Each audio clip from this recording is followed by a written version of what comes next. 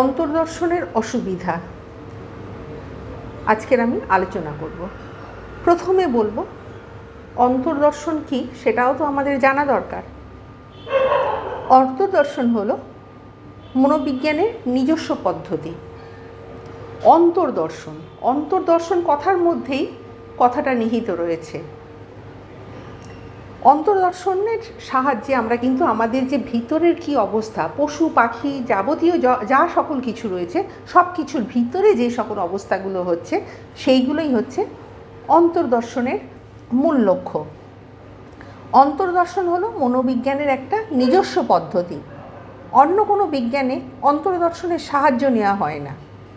মনকে জানা খুব কঠিন কাজ, কিন্তু আমরা মনকে সবসময় জানার চেষ্টা করি, নিজেকে প্রকাশ করি, অন্যজনের প্রকাশ আমরা বোঝার চেষ্টা করি, তার ভিতরে কি হচ্ছে আমরা দেখার চেষ্টা করি। ক্ষুধা, তৃষ্ণা, এই সকল যখন অনুভূতিগুলো হয় আমাদেরও যেরকম হয়, পশু পাখি অন্যান্য মানুষেরও সেই রকম হয়। সুতরাং তার যে বাহ্যিক প্রকৃতি কী রকম হচ্ছে সেইগুলো আমরা কিন্তু অনেক সময় দেখা যায় যে বোঝার চেষ্টা করি, এবং এই যে বোঝার চেষ্টা এবং তার আভ্যন্তরীণ যে কী অবস্থাটা হচ্ছে সেটাই বোঝার চেষ্টাই হলো কিন্তু একমাত্র অন্তর্দর্শন, এবং আমরা এইগুলো অন্তর্দর্শনের সাহায্যে আমরা বুঝে থাকি।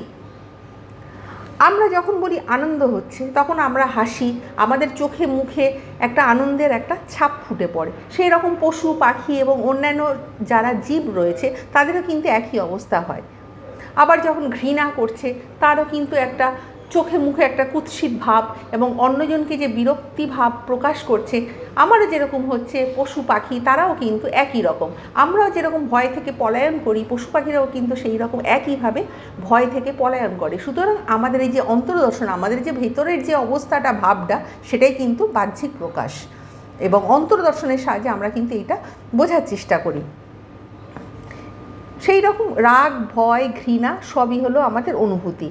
মনোবিজ্ঞানে অন্তর্দর্শনের জন্য কিছু চেষ্টার ও অভ্যাসের প্রয়োজন হয়। পরীক্ষণের সময় মনকে অন্তরের গভীরে নিবিষ্ট করে সেই সময়ের ভাবনা, চিন্তা, অনুভূতিগুলোকে লক্ষ্য করে প্রকাশ করাই হলো অন্তর্দর্শন। তাহলে বোঝা গেল নিশ্চয়ই? আরেকবার বলছি, পরীক্ষণের সময় মনকে অন্তরের গভীরে নিবিষ্ট করে সেই সময়ের ভাবনা, চিন্তা, অনুভূতিগুলোকে লক্ষ্য করে প্রকাশ করাই হলো অন্তর্দর্শন। এবারে আমি অন্তর্দর্শনটা যে অসুবিধাগুলো হয় সেইগুলো আজকের আমি কিন্তু ডিসকাস করব। নাম্বার 1, ব্যবহারবাদীরা বলছেন, মানে দৃষ্টিবাদীরা তারা বলছেন যে চেতনা বলে কিছুই নেই, আছে শুধু মানুষের ব্যবহার। তারা অন্তর্দর্শনকে সোজাসুজি অস্বীকার করেছেন। তারা বলেন জীবজন্তুর ব্যবহার দেখেই আমরা তাদের বিচার করি, তাদের মনে কি হচ্ছে জানার চেষ্টা করি না। আমরা শুধু বাহ্যিক অবস্থাটা দেখেই কিন্তু বিচার করার চেষ্টা করি, তাই আমরা কিন্তু অন্তর্দর্শনের সাহায্যে তাদের ভেতরের যে কী ভাবটা হচ্ছে সেটা কিন্তু আমরা সবসময় সঠিক বুঝতে পারি না। নাম্বার 2, দার্শনিক ক্যান্ট বলছেন অন্তর্দর্শনে যে জ্ঞাতা সেই জ্ঞেয়, অর্থাৎ যে জানতে চায় সেই হলো জানার বিষয়। তিনি বলেন এটা কি করে সম্ভব? জ্ঞাতা ও জ্ঞেয় এক হওয়া অসম্ভব, তাই অন্তর্দর্শনও অসম্ভব। জ্ঞাতা এবং তিনি বলছেন যে জ্ঞাতা এবং জ্ঞেয় যদি এক হয় তাহলে কিন্তু সেখানে অন্তর্দর্শনটা সম্ভব হয় না। নাম্বার 3, অন্তর্দর্শনের আরও একটা ত্রুটি হলো পরীক্ষণাগারে কৃত্রিম পরিবেশ। এই কৃত্রিমতার দ্বারা মনকে জানা সম্পূর্ণ কিন্তু সম্ভব হয় না, কেননা আমরা যখন কোনো কিছু আর্টিফিশিয়ালভাবে আমরা কোনো কিছু যখন জানার চেষ্টা করি তখন কিন্তু সেই ন্যাচারালি ভাবটা থাকে না। আমরা কিন্তু অনেক রকম আর্টিফিশিয়াল জিনিস ঢুকে ফেলি, সেই জন্য সেখানে আমাদের কিন্তু সঠিকভাবে জানা সম্ভব হয় না। নাম্বার 4, পরীক্ষাগারে পরীক্ষণের সময় একই সঙ্গে পরীক্ষণের প্রতি মনোনিবেশ করা এবং মনের গভীরে মনোনিবেশ করা অসম্ভব। মানে দুটো কাজ একসঙ্গে, মনের গভীরে কি হচ্ছে আবার পরীক্ষণাগারে সেইটা, দুটো কিন্তু একসঙ্গে অসম্ভব। একসঙ্গে দুটি বিষয় আমরা যে মন দিতে পারি না, তাই অন্তর্দর্শনের সাহায্যে পরীক্ষণের যে ফলাফল পাওয়া যায় তাতে ত্রুটি থেকে যায়। অর্থাৎ পরীক্ষণাগারে আমরা যখন পরীক্ষণের সময় একই সঙ্গে পরীক্ষণের প্রতি মনোনিবেশ করছি, আবার মনের গভীরে কি হচ্ছে সেটা তো একসঙ্গে কখনোই সম্ভব নয়। নাম্বার 5, মন সর্বদা চঞ্চল। প্রতিনিয়ত তার চিন্তা প্রবাহ ঘটনা থেকে ঘটনান্তরে, বিষয় থেকে বিষয়ান্তরে প্রবাহিত হচ্ছে। চলমান কোনো জিনিসে মন দেওয়া কি সম্ভব হয়?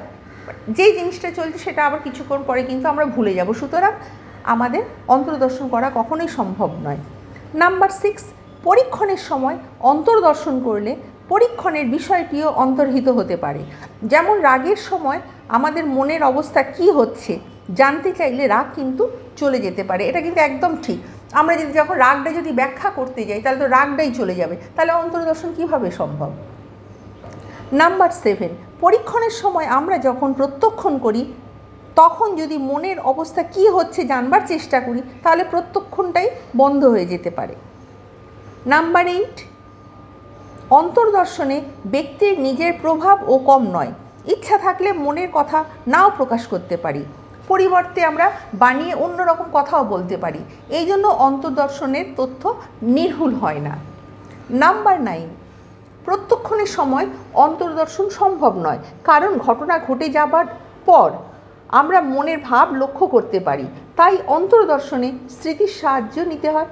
সুতরাং কি আগে যে ঘটনাটা ঘটেছে সেটা তো আমরা সবসময় আমাদের মনে থাকে না, তাই স্মৃতির সাহায্য নিতে হচ্ছে, তাই এখানেও ভুল হয়ে যাচ্ছে। নাম্বার 10, প্রাকৃতিক ঘটনাবলীর মতো অন্তর্দর্শন স্পষ্ট নয়, তাই এই সময় ব্যক্তি অনুমান ও কল্পনার আশ্রয় নিতে পারে। সবসময় তো ঠিক হয় না, তাই অনেক সময় কল্পনার আশ্রয় করে নিয়ে তার কিছু একটা ঘটনা বলল। নাম্বার 11, শিশু ও অশিক্ষিতের অন্তর্দর্শন হয় না, অন্তর্দর্শনের জন্য কিন্তু শিক্ষার প্রয়োজন। নাম্বার 12, আমাদের মন হলো বহির্মুখী, এই বহির্মুখী মনকে আত্মস্থ করা খুবই কঠিন কাজ। নাম্বার 13, অন্তর্দর্শনের সাহায্যে মনকে জানা খুব সহজ নয়, কারণ মানসিক ক্রিয়া অস্পষ্ট এবং আবছা। প্রাকৃতিক বিষয়বস্তুর মতো মনকে স্পষ্টভাবে জানা কখনোই যায় না। আমরা যে জিনিসটা হয়তো কোনো কিছু আবছাভাবে যখন কোনো কিছু আমাদের ভেতরে যখন আমাদের জ্ঞান হচ্ছে বা আবছাভাবে কখনো ধারণা হচ্ছে, সেই বিষয়টা আমরা কিন্তু সবসময় আমরা বোঝাতে পারি না।